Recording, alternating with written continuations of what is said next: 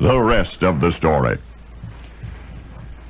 When Cecil B. DeMille filmed The Ten Commandments, the original Ten Commandments silent movie made in 1923, do you know that he took an entire week to shoot the chariot scenes alone?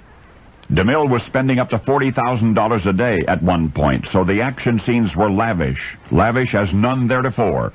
300 chariots were manufactured for the epic, to be drawn by a $10,000 team of stallions and to be driven by, well, that's the rest of the story. C.B. DeMille needed chariot drivers. He needed hundreds of them. Problem was, the art of chariot driving was by 1923 a long-lost art. So, lacking those specifically skilled, DeMille recruited Hollywood cowboys and real-life soldiers. The cowboys knew their way around horses and had plenty of motion picture experience. The soldiers were rugged physical specimens from the 2nd Battalion of the 76th Field Artillery, Presidio boys from Monterey. In command of the soldiers was Lieutenant Tony McAuliffe, who was to become famous during World War II for his gallant stand at the Battle of the Bulge. Remember? But for now, there was another battle to be fought in the service of the Army of the Pharaoh, in what would become the DeMille classic, The Ten Commandments. At first, the movie cowboys and the artillerymen fell into friendly rivalry, both groups claiming superior skills at the reins of an Egyptian chariot. But quickly, the challenge of chariot driving proved more formidable than either had imagined. DeMille had a 20-piece orchestra playing on location to put the actors in the proper mood for each scene. And the first day of shooting, one of the drivers lost control of his chariot, drove it straight through the string section, while his comrades collided in a major ancient-style traffic accident. In fact, the Ten Commandments, as millions eventually saw it, was almost never seen.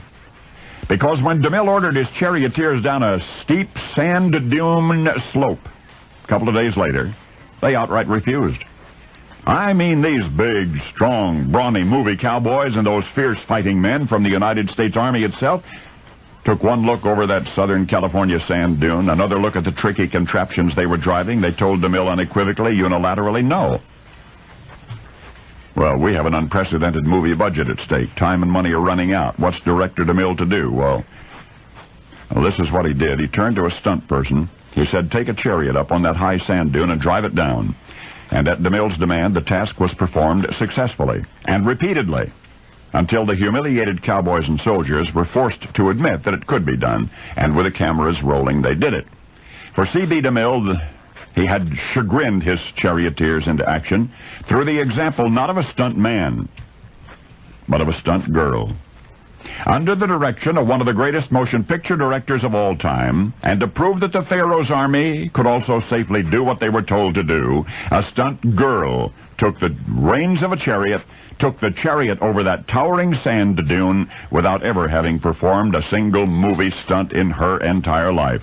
The young lady who drove up and down that dune that afternoon, cheerfully, even giggling, laughing, the girl who led motion picture professionals, even the United States Army, into battle, was Cecilia DeMille, Director Cecil B. DeMille's own daughter, age 12. And now you know the rest of the story.